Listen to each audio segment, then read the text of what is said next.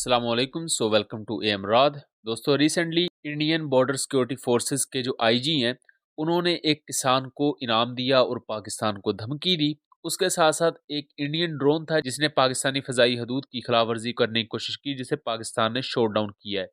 और ये दोनों वाक़यात एक दूसरे के साथ बहुत ज़्यादा मिलते हैं और इन दोनों की रिजेम्बलेंस भी है। इनके कनेक्शन को लेकर बात करेंगे कि किस तरह एक सर्टेन नैरेटिव बनाया जाता है, और इवन वो अगर असलियत या रियलिटी के मुखालिफ भी हो, बिल्कुल कॉन्ट्रेरी भी हो, तो फिर किस तरह उसे आगे प्रोपेगेट किया जाता है। मैं यह बताता चलूँ कि इंस्पेक्टर जनरल जो बॉर्डर सिक्योरिटी फोर्सेस इंडिया की है, बीएसएफ जिसे कहा जाता है, डीके बूरा उनका नाम है, उन्होंने रिसेंटली सांबा सेक्टर का दौरा किया, जो कि पाकिस्तानी आज़ाद कश्मीर और इंडियन ऑक्युपाइड कश्मीर के लाइन ऑफ कंट्रोल पर मौजूद है। सांबा सेक्टर पर जो उन्होंने दौरा किया, तो वहाँ ज़मीन थी भगवान दास नाम एक शख्स की।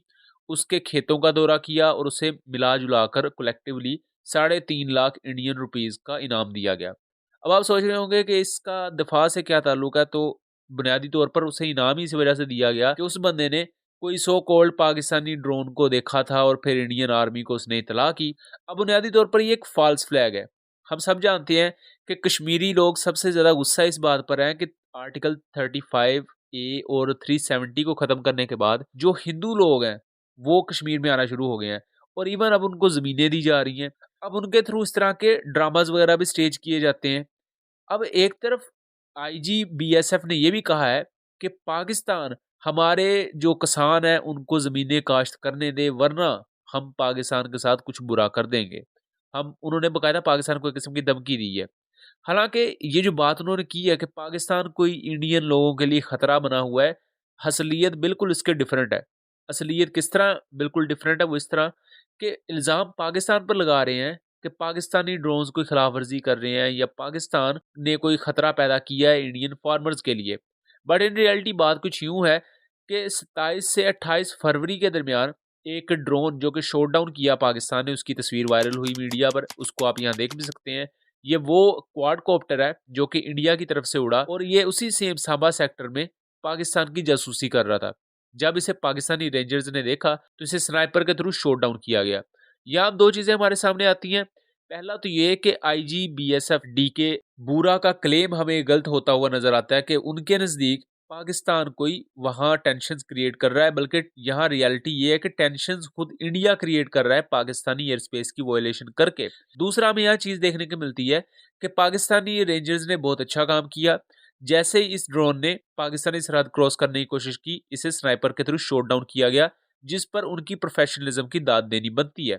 सेम इसी तरह 2023 में डीजीआईएसपीआर ने अपनी प्रेस कॉन्फ्रेंस में यह बताया था कि इंडिया ने 6 दफ़ा हमारी एयर स्पेस को वायलेट करने की कोशिश की और हमने 6 की 6 दफ़ा उनके ड्रोन्स को शॉट डाउन किया, और उन तमाम 6 ड्रोन्स का जो रैकेज था, मलबा था, वो भी दिखाया गया। उस पर हमने डिटेल वीडियो बनाई हुई है, उसका मैं लिंक डिस्क्रिप्शन में दे दूंगा। इसी तरह ये जो क्वाडकॉप्टर्स होते हैं, ये एक तो नॉर्मल होते हैं जासूसी के लिए, और ये स्पेशल फोर्सेस की मूवमेंट वगैरह को असिस्ट करने के लिए बहुत ज़्यादा कारआमद होते हैं। ट्रूप्स को सिचुएशनल अवेयरनेस प्रोवाइड करते हैं ताकि उन्हें पता हो कि दुश्मन की पोस्ट कहाँ पर है या दुश्मन की इंस्टॉलेशन कहाँ पर है। उसके साथ साथ ये आर्टिलरी फायर को प्रिसाइजली सेट करने के लिए यूज़ होते हैं, और वैसे भी ये देखने में ड्रोन्स छोटे होते हैं, लेकिन टैक्टिकली ये बहुत ज़्यादा अहम होते हैं। तो इन छोटे ड्रोन से बहुत बड़े बड़े काम लिए जा सकते हैं। तो इस ड्रोन से इंडिया जासूसी करने की ही कोशिश कर रहा था, ऑब्वियसली पाकिस्तानी इंस्टॉलेशन पर नज़र रखे हुए थे, बट पाकिस्तानी ट्रूप्स की तरफ से अच्छी कारकर्दगी दिखाई गई और बर वक्त इस मुमकिन खतरे को टैकल किया गया। अब दोस्तों, खतरा कुछ यूं भी होता है क्योंकि कश्मीर एक डिस्प्यूटेड एरिया है, सो यहाँ कोई सरप्राइज अटैक भी हो सकता है। वो इस तरह के इसी तरह के जो क्वाडकॉप्टर्स होते हैं, वो इवन मोटर शेल्स तक को कैरी कर सकते हैं, और ऐसा मोटर शेल आसानी से एक चौकी पर अच्छा खासा नुकसान इन्फ्लिक्ट कर सकता है। और सेम इसी तरह के क्वाडकॉप्टर्स पाकिस्तान आर्मी भी यूज करती है, जो कि मोटर शेल्स को फायर करने के काबिल है।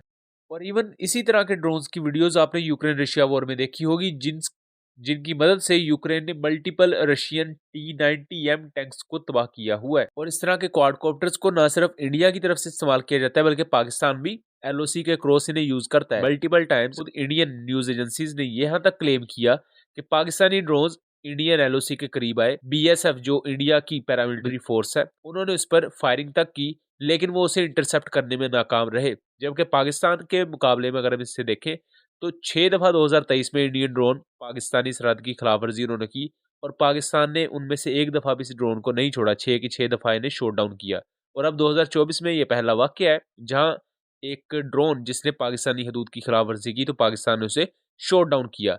और यहाँ डीके बुरा जो ये बात करते हैं कि पाकिस्तान कोई मुश्किलात पैदा कर रहा है वहाँ के लोगों के लिए या इंडिया पर कुछ सर्विलेंस जैसी ऑपरेशंस कर रहा है, तो ये इल्ज़ाम उनका गलत है क्योंकि ये हकीकत से ही कॉन्ट्रेरी है। ये इंडिया है जो पाकिस्तान की हदूद की खिलाफवर्जी कर रहा है और अपने ड्रोन्स को भेज रहा है, ना कि पाकिस्तान जो कि इंडिया के लिए कोई ऑफेंसिव काम कर रहा है।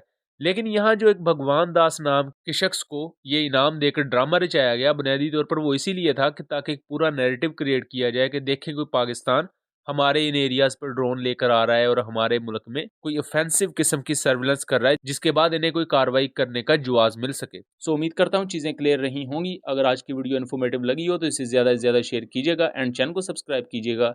मिलेंगे अगली वीडियो में, तब तक के लिए अल्लाह हाफ़िज़।